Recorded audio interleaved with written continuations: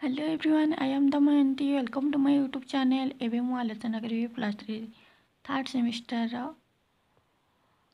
Political science generic elective केवल important short question गुड़ी आलोचना करी।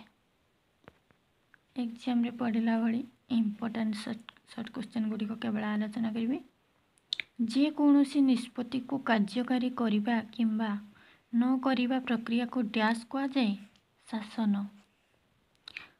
शासनर विपरीत डैश अटे को शासन।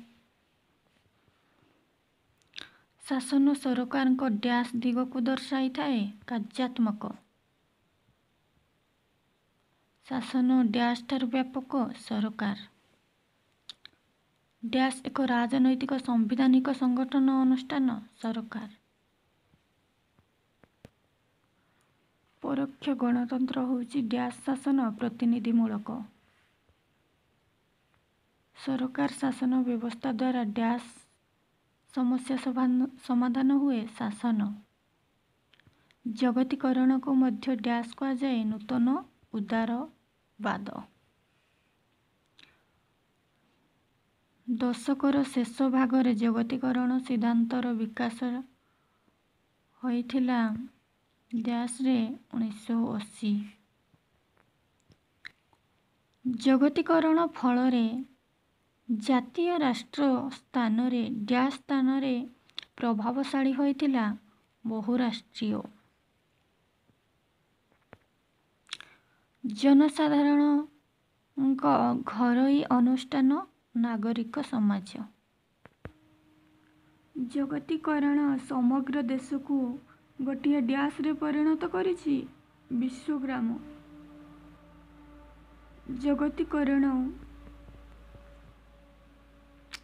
जगतीकरण उपभोक्ता मानक डैश स्वाधीनता प्रदान करिथाए अर्थनैतिक। गोटे शब्दर उत्तर दियो एक मार्किया। केउ समय रे शासन ज्ञान प्रचलित होइथिला प्राचीन काल रे।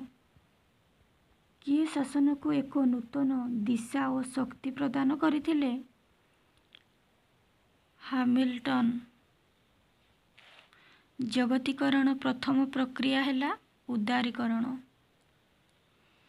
केउ क्षेत्र रे जगतीकरण मुक्त बजार अर्थनीति और अबाध प्रतियोगिता रे विश्वास करे अर्थनैतिक।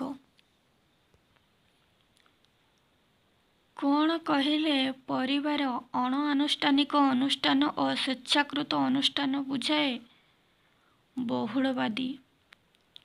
केउ देश मानक उत्तर कहा जाए विकसित, केउ देश मानक दक्षिण कहा जाए विकासशील। ये दुईटा एग्जाम रे पड़े। काहाकु आधुनिक अर्थ विश्वव्यापक, काहार आधुनिक अर्थ विश्वव्यापक ग्लोबलाइजेशन। काहाकु परिचालना निमंते शासन एकांत आवश्यक सरकार। केउ अनुष्ठान आज सारा विश्व को राजनैतिक सूत्र रे आबद्ध करिछि मिलित जातिसंघ। दुईटी किंबा तीनोटी वाक्य मध्य शासन कौन इटा एग्जाम रे पड़े। साधारण अर्थ रे जे कौनसी निष्पत्ति को कार्यकारी करिबा बा न करिबा को शासन कहा जाए। यह सरकार कार्यात्मक दिग को दर्शाई थाए। सरकार कौन? सरकार एक राजनैतिक सांविधानिक अनुष्ठान। एहार मुख्य लक्ष्य होउछि राष्ट्र को क्षमता प्रयोग करी नियंत्रण करिबा। जगतीकरण अर्थ कौन? जगतीकरण अर्थ व्यापक। साधारण अर्थ रे जगतीकरण एक प्रक्रिया जहा द्वारा विश्व रे राष्ट्र माने गोटे अर्थनैतिक वाणिज्यिक सांस्कृतिक वैश्विक सूत्र रे आबद्ध हुअन्ति।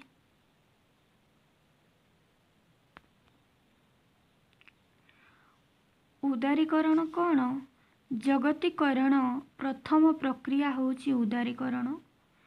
राष्ट्र घरोई पुंजीनिवेश, विदेशी पुंजीनिवेश एवं घरोई प्रतिष्ठा पाई उदार नीति ग्रहण करिथाए। मुक्त और खला वाणिज्य कौन? राष्ट्र राष्ट्र मध्यरे वाणिज्यिक संपर्क प्रसारण होइथाए। जेकोसी राष्ट्र रे पुंजी निवेश करिपारे। राष्ट्रीय अर्थनैतिक विश्वास अर्थनीति रे रूपांतरित हुए। नूतन उपनिवेशवाद कौन? आंतर्जातिक मुद्रा पांठि, विश्व बैंक एवं विश्व वाणिज्य संगठन को आयुध करी विकसित देश माने विकासशील एवं दारिद्र्य देश मानंकरे पुंजी लगा जाई थांती। यह द्वारा धनी देश माने विकासशील देशर अर्थनीति को नियंत्रण करिवार सुयोग पाई थांती। बजार कौन? बजार मध्य एक बृहत अंशीदार रूपे राष्ट्रर कार्यकलाप को प्रभावित करुछि। बजार होउछि सामाजिक व्यवस्था और अभिन्न अंश, किंतु बजार व्यवस्था शासन करि पारिबो नाही कि कौनसी गणतांत्रिक व्यवस्था बजार को नियंत्रण करी अबद्ध और नियंत्रित छाड़ी पारिबो नाही।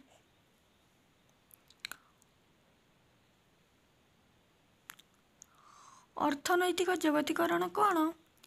विश्व अर्थ व्यवस्था मध्य सुसंपर्क स्थापन करिबा हेउछि अर्थनैतिक जगतीकरण। ए पृथ्वी कौन? ए पृथ्वी गठन आड़कू जगतीकरण एक उचित मार्गदर्शक।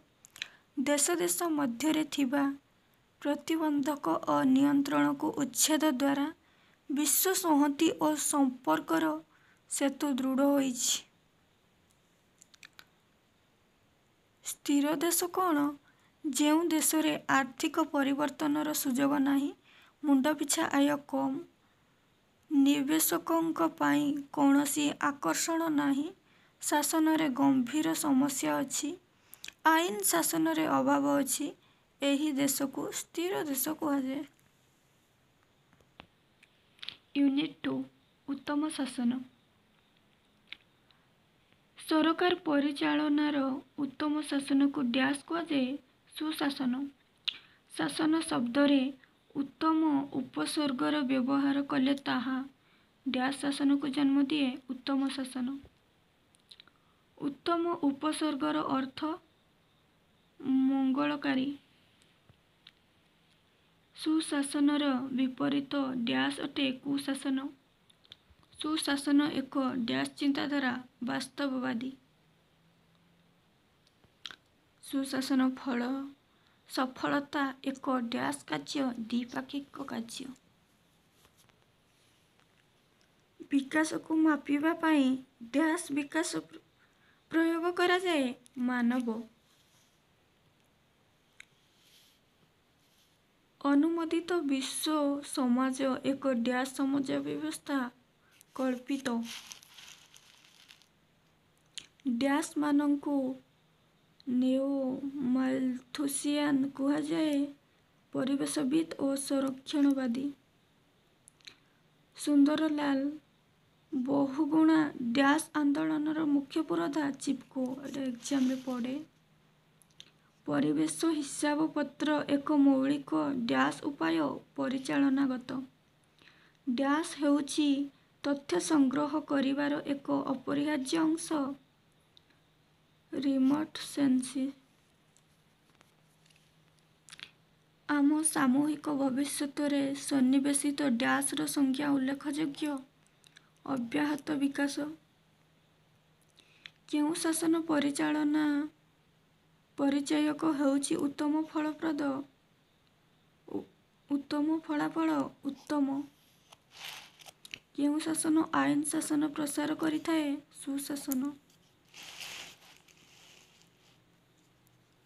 विकास को कहा सहित तुलना कराए उन्नति।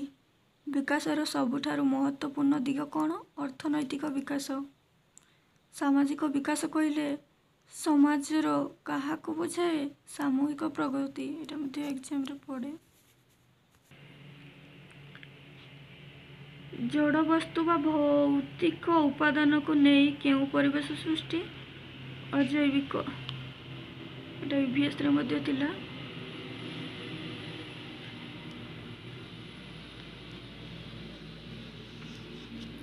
क्यों रश्मि को अजनर अटकाई दिए और जीवजंतु को कबलित भली रक्षा करे बाईगणी।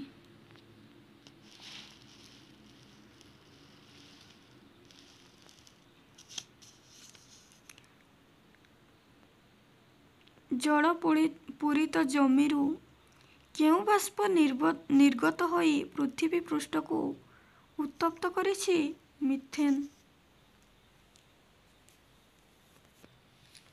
दुईटी किंबा तीनोटी अर्थरे वाक्य लिखिबा। सुशासनर अर्थ कौन। जे कौनसी सामाजिक एवं राजनैतिक संस्था यथा केंद्र सरकार राज्य सरकार नगरपालिका पंचायती राज अनुष्ठानर परिचालनागत उत्तम परिमाण को सुशासन कहुए। सुशासन क्षेत्र में दुईटी जनप्रिय कथा कौन। प्रथमतः आमे आउ शासन चाहूना गर्व बरं सुशासन चाहूँ। द्वितीयतः आमे आउ अधिका सरकार चाहूना बरं सुशासन चाहूँ। विकास कहले कौन बुझ। विकास समाजर सामूहिक प्रगति सह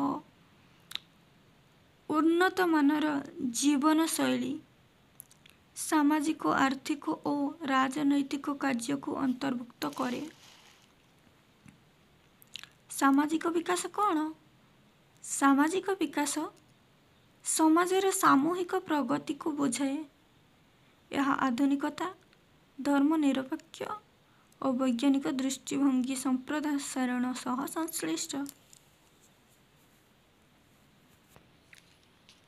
सबुज प्रशासन कौन।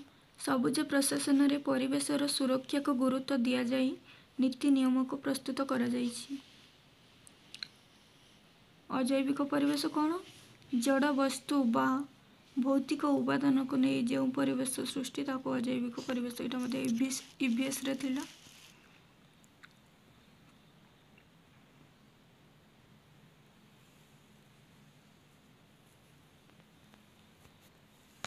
सांस्कृतिक परिवेश कौन।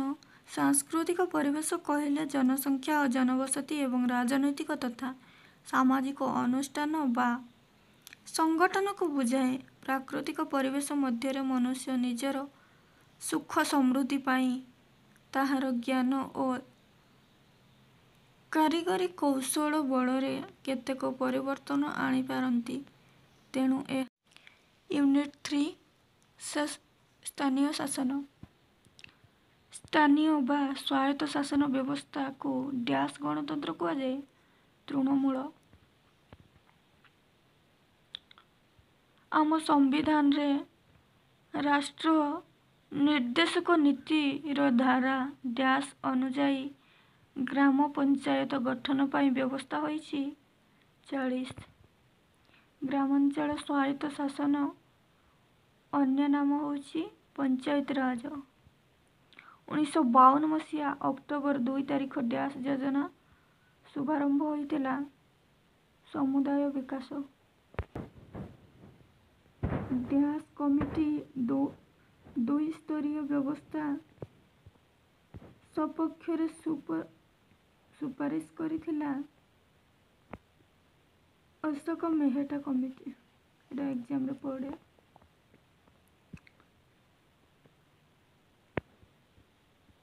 चौस्तरीतम संविधान संशोधन डैश स्वायत्त शासन व्यवस्था रे संस्कार आनिथिला सहरांचल संस्कार आनिथिला। ଡ୍ୟାସ୍ ପଞ୍ଚାୟତି ରାଜ ଅନୁଷ୍ଠାନଗୁଡ଼ିକୁ ସାମ୍ବିଧାନିକ ମର୍ଯ୍ୟାଦା ଦେବା ନିମନ୍ତେ ସୁପାରିଶ କରିଥିଲେ? P K ଥୁଙ୍ଗନ।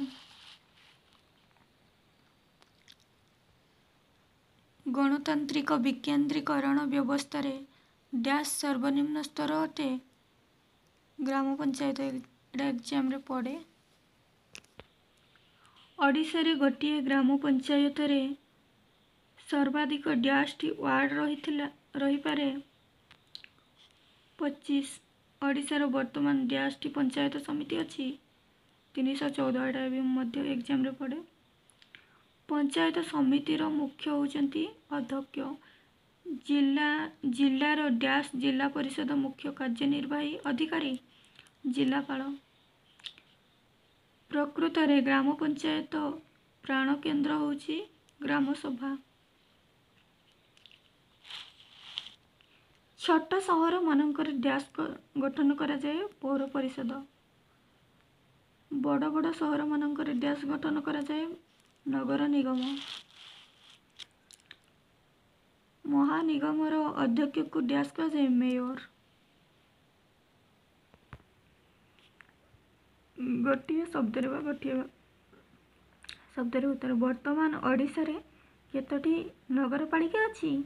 35ଟି। ଏଇଟା ଏକ୍ଜାମରେ ପଡ଼େ। ଓଡ଼ିଶାରେ ବର୍ତ୍ତମାନ କେତୋଟି NSC ଅଛି? 72ଟି। ଏଇଟା ମଧ୍ୟ ମନେ ରଖିଥିବେ। ପଞ୍ଚାୟତ ସଂସ୍ଥାମାନଙ୍କ ଗଠନ ସାମ୍ବିଧାନିକ ଅନୁଷ୍ଠାନରେ ମାତ୍ର କେଉଁ ସରକାରଙ୍କ ଆଇନ ବଳରେ ହୋଇଥାଏ? ରାଜ୍ୟ। ଓଡ଼ିଶାରେ ପ୍ରତିବର୍ଷ କେଉଁ ମାସରେ ସମସ୍ତ ପଲ୍ଲୀସଭା ସଦସ୍ୟଙ୍କୁ ନେଇ ଏକ ସାଧାରଣ ବୈଠକ ଅନୁଷ୍ଠିତ ହୋଇଥାଏ? ଫେବୃଆରୀ। ଯଦି 5 ବର୍ଷ ପୂର୍ବରୁ ନଗରପାଳିକା ଭାଙ୍ଗିଯାଏ ତେବେ ଭାଙ୍ଗିବା କେତେ ମାସ ମଧ୍ୟରେ ନିର୍ବାଚନ ହୋଇଥାଏ? 6 ମାସ। ଏଇଟା ମଧ୍ୟ ମନେ ରଖିଥିବେ। କେଉଁ ମସିହା ପରେ ପଞ୍ଚାୟତ ରାଜ ବ୍ୟବସ୍ଥା ପୁନରୁତ୍ଥାନ କାଳ ଆରମ୍ଭ ହେଲା? 1983। ଭାରତରେ ସ୍ଥାନୀୟ ସ୍ୱାୟତ୍ତ ଶାସନ ଜନକ ବୋଲି କାହାକୁ କୁହାଯାଏ? Lord Ripon. ଏଇଟା ମଧ୍ୟ ଏକ୍ଜାମରେ ପଡ଼େ। 1935 ମସିହାରେ କେଉଁ ସେବା ଆରମ୍ଭ କରାଯାଇଥିଲା? ଜାତୀୟ ସମ୍ପ୍ରସାରଣ। କେଉଁ ଭାରତ ଶାସନ ଆଇନ ଆଞ୍ଚଳିକ ସ୍ୱାୟତ୍ତ ଶାସନ ବିକାଶ କ୍ଷେତ୍ରରେ ଏକ ମାଇଲ ଖୁଣ୍ଟ ସଦୃଶ? 1935। 2ଟି କିମ୍ବା 3ଟି ବାକ୍ୟରେ। ପଞ୍ଚାୟତ କହିଲେ କ'ଣ ବୁଝ? ଏଇଟା ଏକ୍ଜାମରେ ପଡ଼େ। ପଞ୍ଚାୟତର ଆକ୍ଷରିକ ଅର୍ଥ ହେଉଛି 5 ଜଣଙ୍କ ଦ୍ୱାରା ଶାସନ, କିନ୍ତୁ ବାସ୍ତବରେ ପଞ୍ଚାୟତ କହିଲେ ଗ୍ରାମାଞ୍ଚଳ ଜନସାଧାରଣଙ୍କ ଦ୍ୱାରା ପରିଚାଳିତ ଶାସନ ବ୍ୟବସ୍ଥାକୁ ବୁଝାଏ। ଗ୍ରାମାଞ୍ଚଳରେ ଯେଉଁ ଲୋକମାନଙ୍କ ଦ୍ୱାରା ଶାସନ ହୋଇଥାଏ ତାକୁ ଆମେ ପଞ୍ଚାୟତ କହିଥାଉ। ଯେଉଁ ଗ୍ରାମ ପଞ୍ଚାୟତରେ ହେଉଛି ସେହି ଗ୍ରାମ ପଞ୍ଚାୟତର ଜଣେ ଲୋକ ହିଁ ତାକୁ ଶାସନ କରିପାରିବ, ଅଲଗା ଗ୍ରାମର ନୁହେଁ। ବଳବନ୍ତ ରାୟ ମେହେଟା କମିଟି କ'ଣ? ଏଇଟା ମଧ୍ୟ ମନେ ରଖିଥିବେ, ଏକ୍ଜାମରେ ପଡ଼େ। ସ୍ୱାଧୀନ ଭାରତରେ ଗଣତାନ୍ତ୍ରିକ ବିକେନ୍ଦ୍ରୀକରଣ ବ୍ୟବସ୍ଥାର ଦୋଷ ତ୍ରୁଟିକୁ ଅନୁଧ୍ୟାନ କରିବା ପାଇଁ 1957 ମସିହାରେ ବଳବନ୍ତ ରାୟ ମେହେଟା କମିଟି ଗଠନ କରାଯାଇଥିଲା। ଅଶୋକ ମେହେଟା କମିଟି କ'ଣ? ପଞ୍ଚାୟତ ରାଜ ବ୍ୟବସ୍ଥାର ବିଫଳତା ନିମନ୍ତେ ଦାୟୀ କାରଣ ଗୁଡ଼ିକୁ ଖୋଜିବା ପାଇଁ ଅଶୋକ ମେହେଟା କମିଟି ଗଠନ କରାଯାଇଥାଏ। ରାଓ କମିଟି କ'ଣ? 1955 ମସିହାରେ ଭାରତର ଯୋଜନା ଆୟୋଗ GVK ରାଓଙ୍କ ଅଧ୍ୟକ୍ଷତାରେ ଗ୍ରାମାଞ୍ଚଳରେ ବିକାଶ ଓ ଦାରିଦ୍ର୍ୟ ଦୂରୀକରଣ ଯୋଜନା ପ୍ରସ୍ତୁତି ପାଇଁ ଏକ କମିଟି ଗଠନ କରାଯାଇଥିଲା। ଏହାକୁ ଆମେ ରାଓ କମିଟି କହିଥାଉ।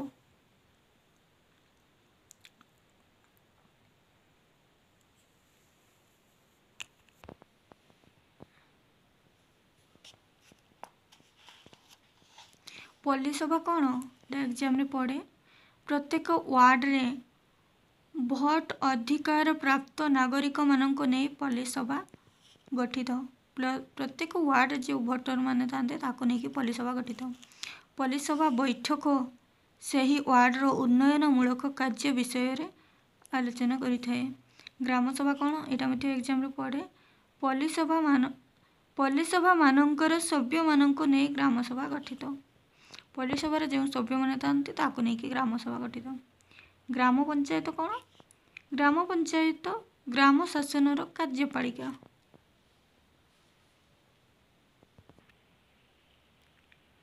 ପଞ୍ଚାୟତ ସମିତି କ'ଣ? ଏହା ପଞ୍ଚାୟତ ରାଜ ବ୍ୟବସ୍ଥାର ଦ୍ୱିତୀୟ ସ୍ତର ଅବସ୍ଥିତ ମଣ୍ଡଳ ବା ବ୍ଲକ ସ୍ତରରେ ଏହା ଗଠିତ ହୋଇଥାଏ। ଜିଲ୍ଲା ପରିଷଦ କ'ଣ? ଏଇଟା ମଧ୍ୟ ଏକ୍ଜାମ୍ରେ ପଡ଼େ। ଏହା ଜିଲ୍ଲା ସ୍ତରୀୟ ସର୍ବୋଚ୍ଚ ପଞ୍ଚାୟତ ସଂସ୍ଥା। କେତେଗୁଡ଼ିଏ ପଞ୍ଚାୟତ ସମିତିକୁ ନେଇ ଜିଲ୍ଲା ପରିଷଦ ଗଠନ କରାଯାଏ। ଏଇଟା ମଧ୍ୟ ପଡ଼େ।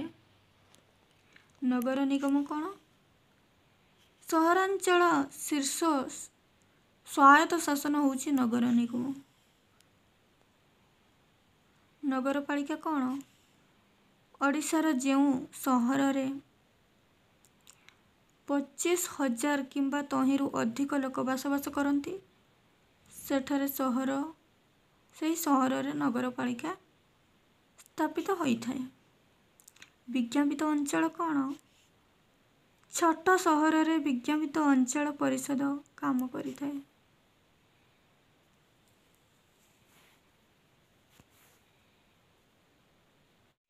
ୟୁନିଟ୍ 4 ଭାରତରେ ଉତ୍ତମ ଶାସନ ସୂତ୍ର। ଅତି ଆବଶ୍ୟକ ଜିନିଷ ଓ ସେବାର ବିତରଣ ଡ୍ୟାସ୍ର ଏକ ମୌଳିକ ଦାୟିତ୍ୱ। ରାଷ୍ଟ୍ର ଡ୍ୟାସ୍ ହେଉଛନ୍ତି ସରକାରଙ୍କ ଉପଭୋକ୍ତା, ଖାଉଟି ଏବଂ ହିତାଧିକାରୀ ନାଗରିକ। ସେବା କ୍ଷେତ୍ରରେ ମାନବ ବଜାୟ ରଖିଥିବା ପାଇଁ ଡ୍ୟାସ୍ ବିଧେୟକ ମୁଖ୍ୟ ଲକ୍ଷ୍ୟ ନାଗରିକ ସନନ୍ଦ। ଲୋକସେବା ସୁନିଶ୍ଚିତ ଆଇନ ନାଗରିକକୁ ଡ୍ୟାସ୍ ସେବା ପ୍ରଦାନ ଅଧିକାର ପ୍ରଦାନ କରିଥାଏ। ସମୟବଦ୍ଧ।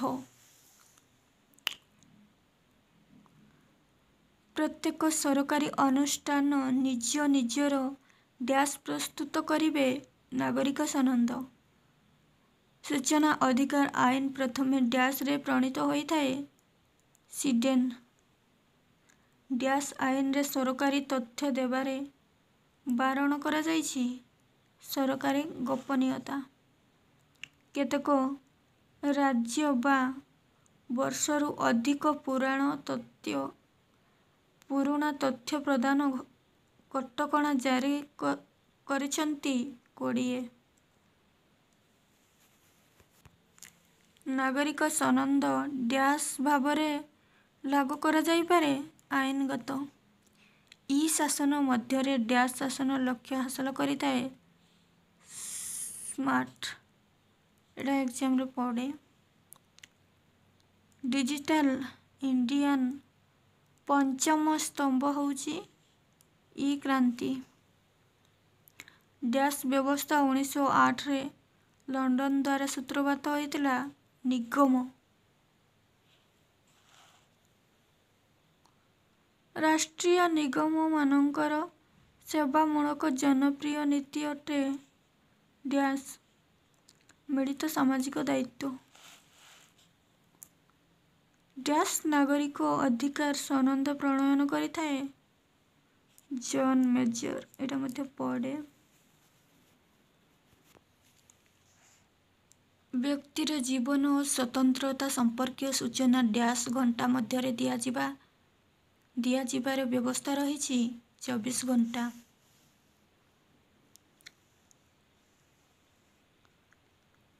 ଗୋଟିଏ ବାକ୍ୟରେ କେଉଁ ପ୍ରାଧ୍ୟାପକଙ୍କ ଭାଷାରେ ନିଗମମାନେ ହେଉଛନ୍ତି ଆଧୁନିକ ଯୁଗର ସାମ୍ବିଧାନିକ ଓ ପ୍ରଶାସନିକ ଆବିଷ୍କାରକ? ରବିନ୍ସ। କେଉଁ ମଡ଼େଇ ଶାସନ ସମ୍ବନ୍ଧୀୟ प्रचार प्रसार उपरे आधारित अटे। प्रसारण सेवा अधिकार आईन को कार्य करने क्षेत्र में क्यों राज्य होउची देशर प्रथम राज्य मध्य प्रदेश।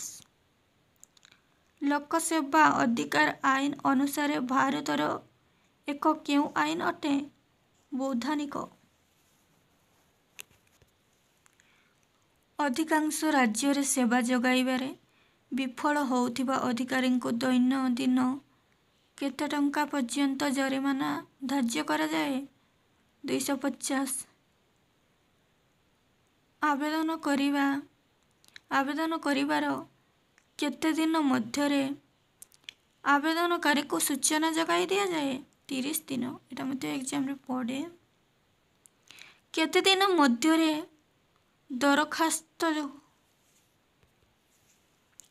दरखास्तकारी आवश्यक टंका दाखल कले सूचना दरखास्तटी नाचक होइजिव 15। एकक सेवा प्रदान लगी केउं माध्यम को आपण जाइछि ई सेवा। एटा मते पड़े। जन अभियोग प्रतिकार कमिशन रे सर्वाधिक केते जन सदस्य रहिबे 10 जन।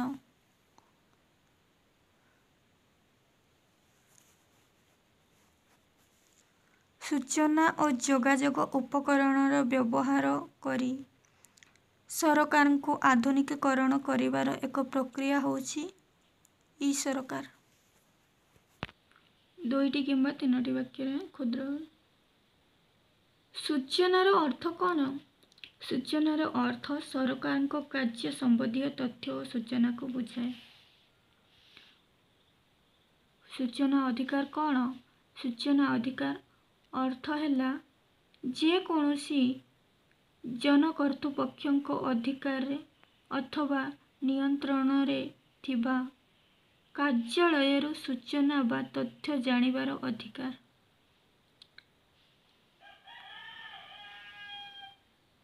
ई गणतंत्र कौन? एटा एग्जाम रे पड़े। ई गणतंत्र होउछि एक राजनैतिक व्यवस्था।